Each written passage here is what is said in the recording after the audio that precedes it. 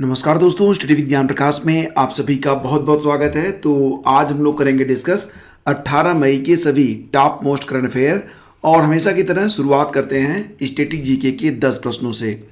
तो बताइए कि एक मनुष्य को बेरी सूखा रोग और स्कर्वी की बीमारी होगी यदि वह नहीं ले रहा है। तो यहाँ पर आपको क्रमशः ये बताना है कि किस विटामिन की कमी से बेरी रोग होता है, किस विटामिन की कमी से सूखा रोग हो जाएगा और किस विटामिन की कमी से स्कर्वी नामक बीमारी हो जाती है। तो दोस्तों इसका सही आंसर होगा क्रमशः विटामिन बी। अगर विटामिन बी आप नहीं लेंगे तो बेरी रोग, अगर विटामिन डी कोई नहीं लेता है तो उसे सूखा रोग और विटामिन सी की कमी से स्कर्वी नामक रोग हो जाता है। अच्छा ये बताइए कि किसी पिंड का भार सर्वाधिक कहाँ पर होता है। ये हो गई आपकी पृथ्वी, ये हो गए नॉर्थ और साउथ पोल, ये हो गया आपका इक्वेटर। तो सबसे अधिक भार कहाँ पर होगा। तो दोस्तों याद रखना कि किसी भी पिंड का जो सबसे अधिक भार होता है वो ध्रुवों पर होता है, यानी कि ये जो पोल्स होते हैं आपके सबसे अधिक भार यहीं पर होता है। जो बत्ती वाला स्टोव पहले आता था और गांव में जो दीपक जलता था तो उसमें क्या होता था कि जो किरोसिन होता था, मिट्टी का तेल, वो बत्ती में किस प्रकार से ऊपर चढ़ता था। तो इसका कारण होता था सरफेस टेंशन यानी कि पृष्ठ तनाव।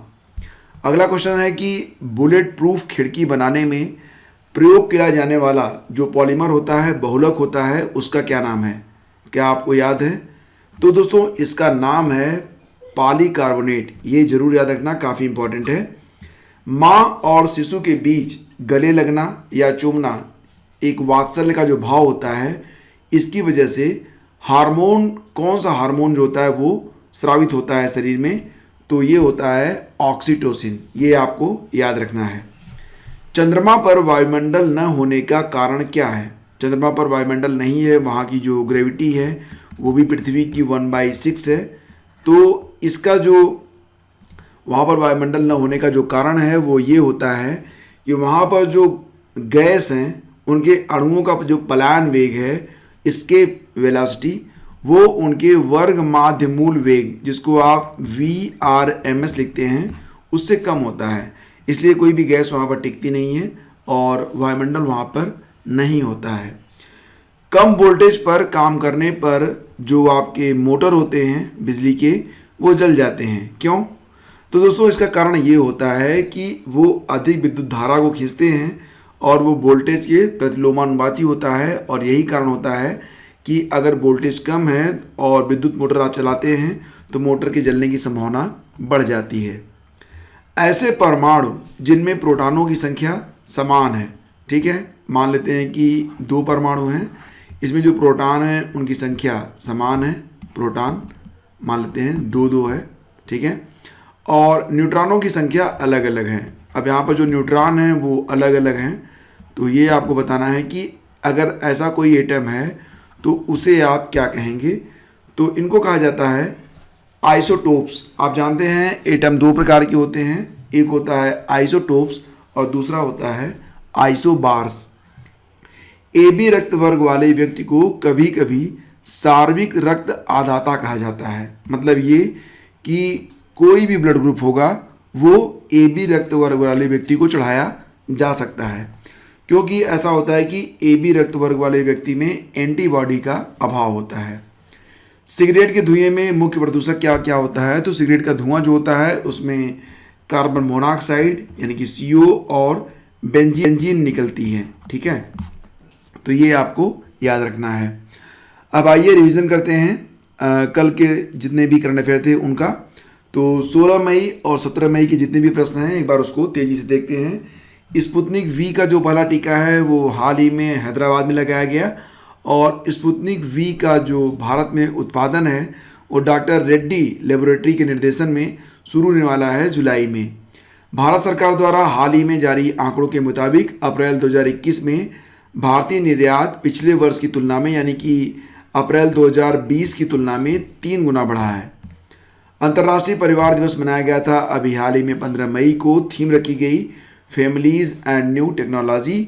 और किस राज्य सरकार ने कोविड-19 पर मुख्यमंत्री सेवा संकल्प हेल्पलाइन 1100 को स्टार्ट किया है। तो ये राज्य है हिमाचल प्रदेश। मिशन भारत ऑक्सीजन शुरू किया गया है आईआईटी कानपुर के द्वारा। और भारतीय मूल की किस वैश्विक पोषण विशेषज्ञ डॉक्टर को 2021 का विश्व खाद्य पुरस्कार मिला है? तो ये हैं डॉक्टर शकुंतला हरक सिंह थिलस्टेड। इनकी उम्र लगभग 71 वर्ष है। और किस टीम ने 2020-21 फुटबॉल प्रीमियर लीग चैंपियनशिप को जीत लिया है? तो ये है मैनचेस्टर सिटी, जिसने लिसेस्टर सिटी को हराया है। और वर्ल्ड बैंक के द्वारा जारी report migration and development brief के अनुसार 2020 में सबसे ज़्यादा जो रेमिटेंसेज होते हैं उसको प्राप्त करने वाला देश है, देखिए भारत। दूसरे स्थान पर है कौन सा देश? चीन। किस राज्य की पुलिस ने मिशन हौसला नामक अभियान को शुरू किया है कोविड-19 पेशेंट्स की मदद के लिए? तो ये अभियान शुरू किया गया है उत्तराखंड की पुलिस के द्वारा। और संयुक्त राष्ट्र का नया ह्यूमैनिटेरियन चीफ बनाया गया है मार्टिन ग्रिफिथ्स को।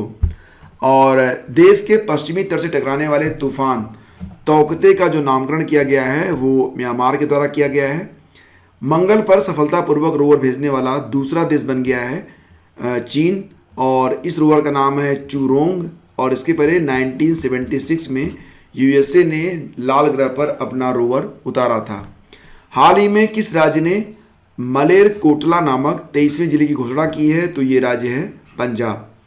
संयुक्त राष्ट्र जलवायु परिवर्तन शिखर सम्मेलन 2021 के यूके प्रेसिडेंसी के लिए COP26 इसका आयोजन होगा नवंबर 2021 में।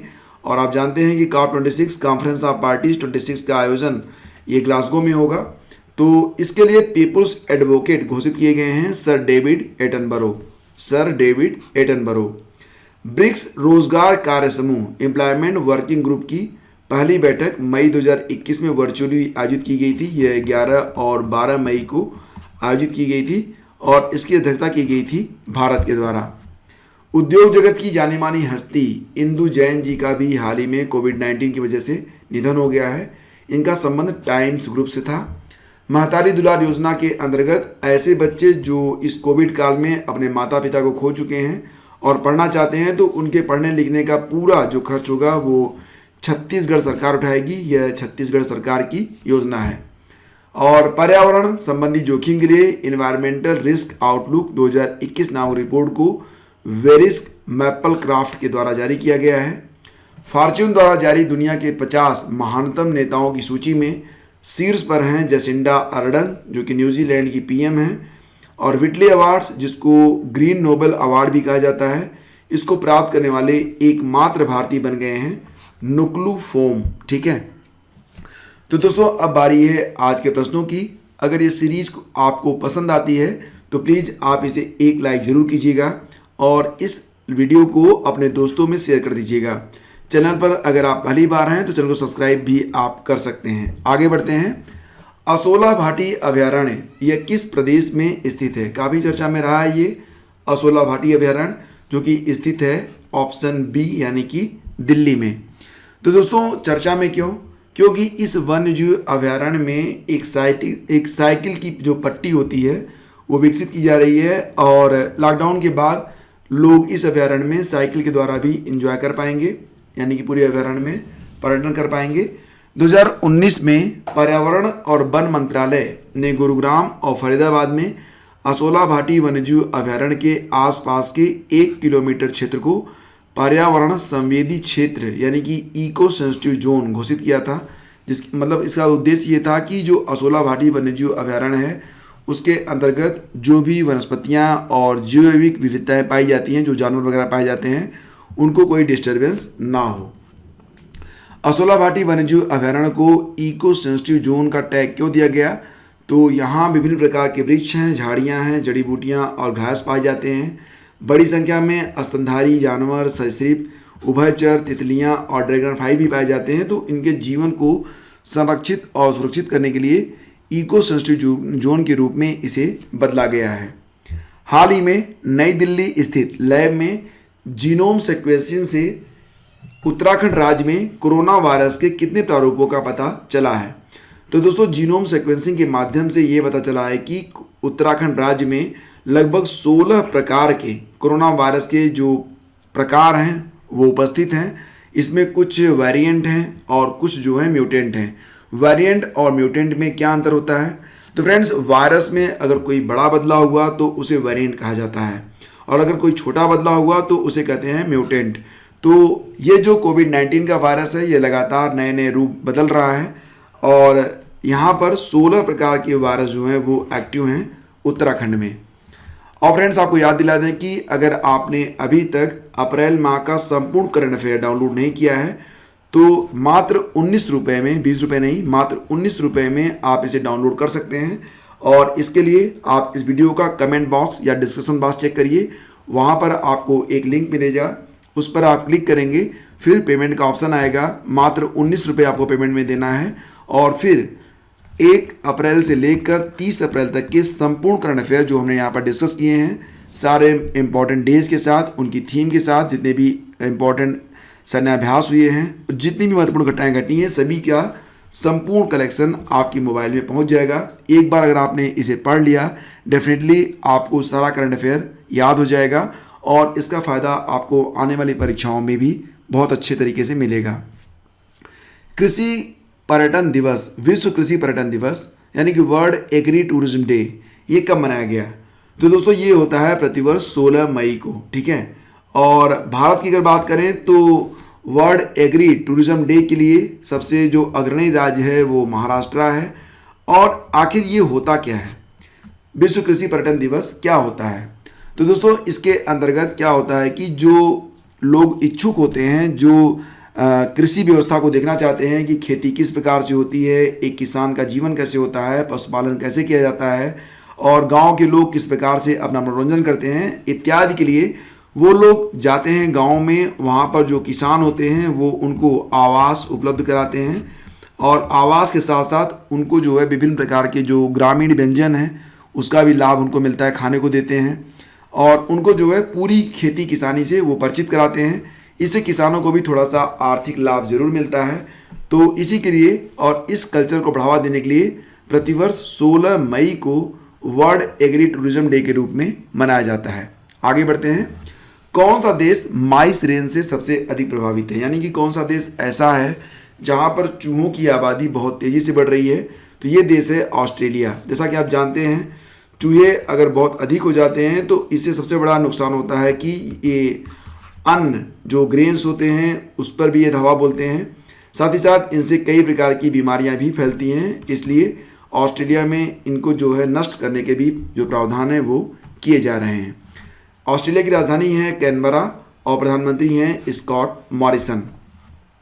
हाल ही में खबरों में रहने वाली आयरन डोम वायु रक्षा प्रणाली यह किस देश से संबंधित है? आयरन डोम दोस्तों ये संबंधित है इजराइल से, और जैसा कि आप जानते हैं इजराइल और फिलिस्तीन के आतंकवादी संगठन हमास के बीच इस समय काफ़ी गहरा जो मतलब युद्ध की स्थिति बनी हुई है और संघर्ष चल रहा है।